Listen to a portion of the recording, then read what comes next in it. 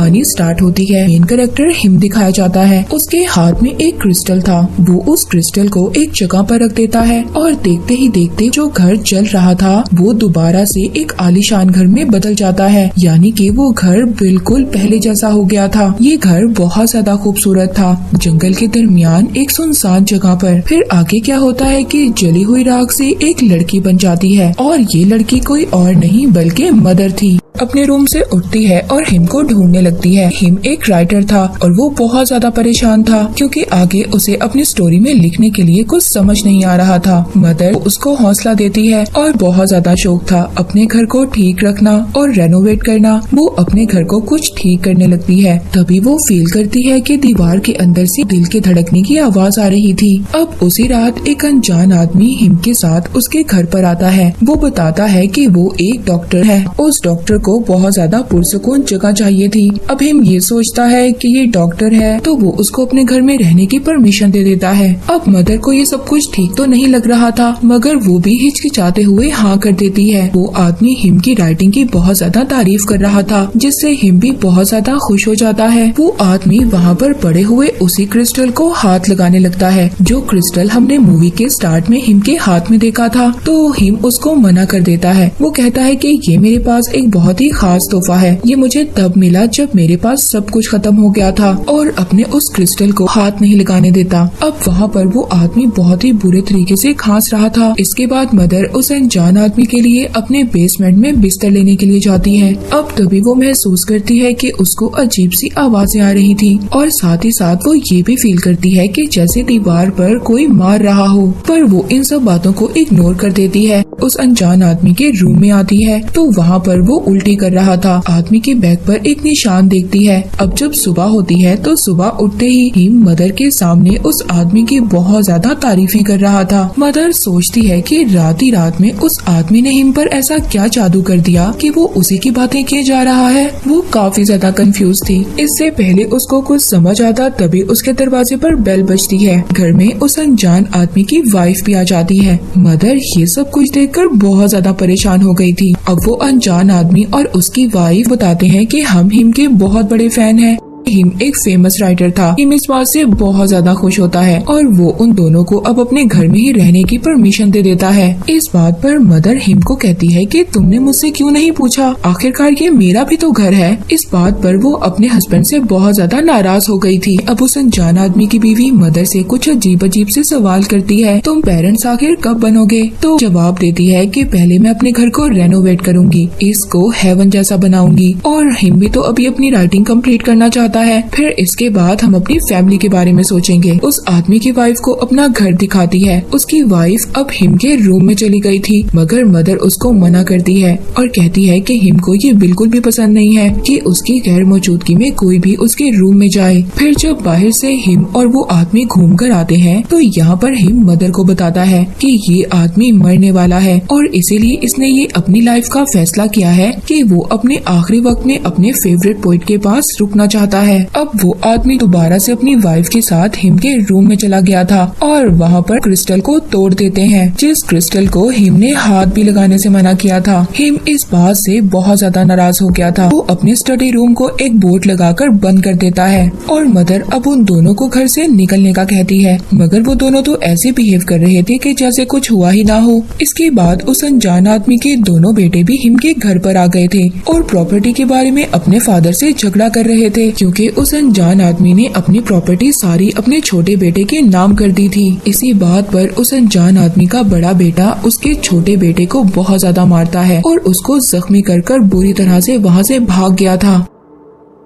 वो अनजान आदमी और उसकी वाइफ अपने बेटे को हॉस्पिटल लेकर जाते हैं जब मदर घर में बिल्कुल अकेली थी और वो अपने फ्लोर से खून को साफ कर रही थी। तभी उसको वहाँ पर एक खुफिया दरवाजा मिलता है। वो एक बेसमेंट का दरवाजा था। अंदर चली गई थी। वहाँ पर उसको एक ऑयल का भरा हुआ टैंक नजर आता है। थोड़ी ही देर बाद हिम भी घर पर आ गया था। बताता है कि उस आदमी का छोटा बेटा मर गया है। इसके बाद उस आदमी के कुछ रिलेटिव्स भी मदर के घर पर आ गए थे उसके बेटे के फ्यूनरल के लिए। चाहिए। अब देखते ही देखते मदर के घर में बहुत सारे लोग इकट्ठे हो गए थे। वो उसकी इजाजत के बगैर उसके घर का सामान छेड़ रहे थे, जिससे कि मदर को बहुत ज्यादा गुस्सा आ रहा था। कोई उसके घर को पेंट करने लगता है तो कोई गिलास तोड़ देता है और कोई उसके रूम में चला जाता है। उसके लाख मना करने के बावजूद एक कपल उसके किचन का सिंक तोड़ देते हैं। सब जगह पर पानी पानी हो गया था। बहुत ज्यादा गुस्सा आ गया था। वो गुस्से में सबको घर से बाहर निकलने का कहती है और हिम पर चिल्लाती है। कहती है कि तुम सिर्फ अपनी ही मानते हो, मेरी तो तुम्हें परवाह ही नहीं है। तुम्हें मेरा पता ही नहीं है कि मैं क्या चाहती हूँ क्या नहीं। ये सारा घर मैंने सजाया है और तुम इस घर को किसी दूसरे के हाथ कैसे खराब करवा सकते हो। हिम उसको जवाब देता है कि मुझे नए लोगों से मिलना अच्छा लगता है, जो लोग मेरे फैन होते हैं मुझे अच्छा महसूस करवाते हैं। नेक्स्ट सीन में मदर जब सोकर उठती है तो वो हिम को बताती है कि वो प्रेग्नेंट है। हिम को इसी बात से एक आइडिया आया था और उसने अपनी स्टोरी लिखना स्टार्ट कर दी थी।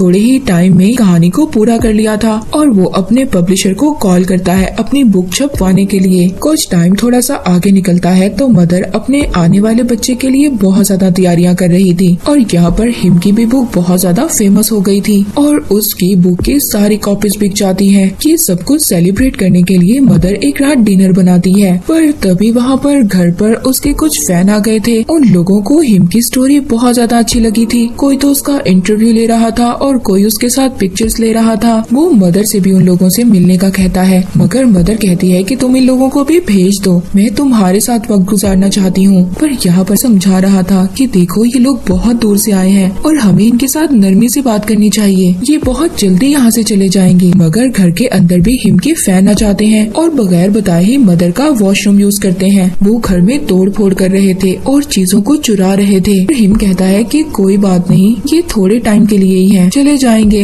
वो अपने चाहने वाले लोगों में इतना ज्यादा मिल गया था कि उसको मदर की परवाह ही नहीं थी। इतनी ज्यादा भीड़ देखकर मदर पुलिस को कॉल कर देती है। अब वहाँ पर पुलिस आ गई थी, मगर ये पुलिस उल्टा मदर पर ही स्प्रे कर देती है। वहाँ पर पुलिस और फैंस के दरमियान में लड़ाई हो जाती है। वहाँ पर आग लग गई थी। आग लग जाने की वजह से हर तरफ भगदड़ मच जाती है। वहाँ पर मदर को भी पेन स्टार्ट हो गई थी। जो हिम की पब्लिशर थी वो वहाँ पर लोगों को मार रही थी। वो कहती है कि मुझे ऐसे लोगों को मारना बहुत ज्यादा अच्छा लगता है। वहाँ पर हालात इतने ज्यादा खराब हो गए थे कि अब आर्मी भी वहाँ पर आ गई थी और उस आर्मी के आने की वजह से वो पब्लिशर भी मारी जाती है। वहाँ पर लाशों के ढेर लग गए थे। तभी वहाँ पर हिम ने मदर को ढूंढ लिया था और वो उसको दोबारा से अपने उसी स्टडी रूम में ले जाता है जो उसने बोर्ड से बंद कर दिया था, ताकि वहाँ पर मदर अपने बेबी को बर्थ दे सके। मदर की हाँ अब एक बेटा हुआ था। मदर हिम से कहती है कि सब लोगों को जाने का कहो, मगर हिम कहता है कि वो सब लोग हमारा बेटा देखना चाहते हैं। हिम कहता है कि बच्चे को मुझे दे दो, मगर मदर हिम को बच्चा नहीं देना चाहती थी क्योंकि उसको मालूम था कि हिम बच्चे को बाहर ले जाएगा। वो मदर के सामने बैठ गया था। अब वो वहाँ पर वेट करता है। अब जैसे ही मदर की आंख लग गई थी तो वो बच्चा लेकर बाहर चला जाता है। वो बच्चे को बाहर ले आया था। सब बच्चे को देख रहे थे और इसी भीड़ में वो बच्चे को ऐसे पास करते हैं कि उसकी गर्दन टूट जाती है। मदर उस भीड़ से अपने बच्चे को लेने के लिए जाती है, मगर वो देखती है कि सब लोग उस बच्चे के टुकड़े कर कर खा रहे थे, तो वो सबको मर्डर कहती है और वहाँ पर पड़े हुए कांच के टुकड़े से सबको मारने लगती है। वहाँ पर जितनी भी लोगों की भीड़ थी वो अब मदर को भी मारने लगते हैं।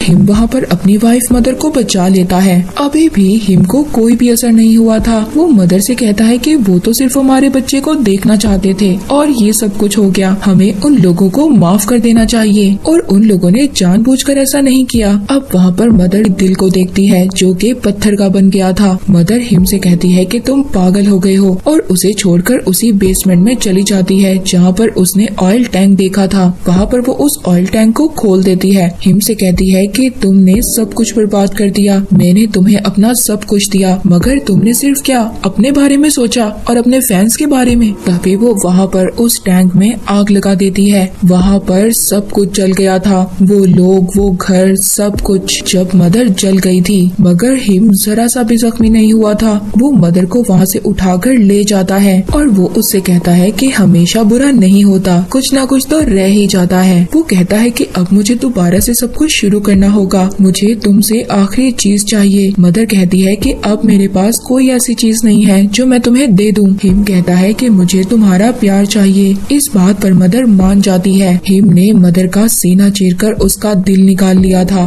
और इसके बाद मदर भी मर जाती है और वो अब एक पत्थर की तरह बन गई थी। वो दिल भी धड़कना बंद हो गया था। वो जब मदर के दिल को तोड़ता है तो वो एक क्रिस्टल बन गया था और वो उस क्रिस्टल को एक जगह पर रख देता है। इसके बाद मूवी चली जाती है दोबारा से स्टार्ट के सीन में, जो हमने देखा था कि हिम के हाथ में एक क्रिस्टल था और उसने एक जगह पर रख कर दोबारा से घर को ठीक कर दिया था। घर बिल्कुल ठीक हो गया था और एक रूम में कुछ राख से मदर बन गई थी और वो हिम को ढूंढ रही थी। अब असल कहानी सामने आती है और हमें सब क्लियर होता है। मूवी के राइटर ने मदर को हमारी दुनिया से कंपेयर किया है, यानी उसने बताने की कोशिश की है जो मदर है वो हमारी जमीन की तरह है, जिसे पूरी तरह से रौंदा जाता है, तबाह किया जाता है हर तरह से। जबकि दूसरी तरफ हिम के कैरेक्टर को गॉड से कंपेयर किया गया है, जो सब तबाही देखते हुए भी अपने चाहने वालों की सब गलतियों को हर बार माफ करता रहता है और उसे अपने फैंस और तारीफ करने वालों के साथ वक्त गुजारना अच्छा लगता है। जबकि इस मूवी में जितने भी लोग इनके घर आते रहे वो हम इंसान होते हैं, यानी सब लोगों को इंसानों से कंपेयर किया है। हम इंसान हर तरह से तबाही मचा रहे होते हैं, कोई मौका नहीं छोड़ते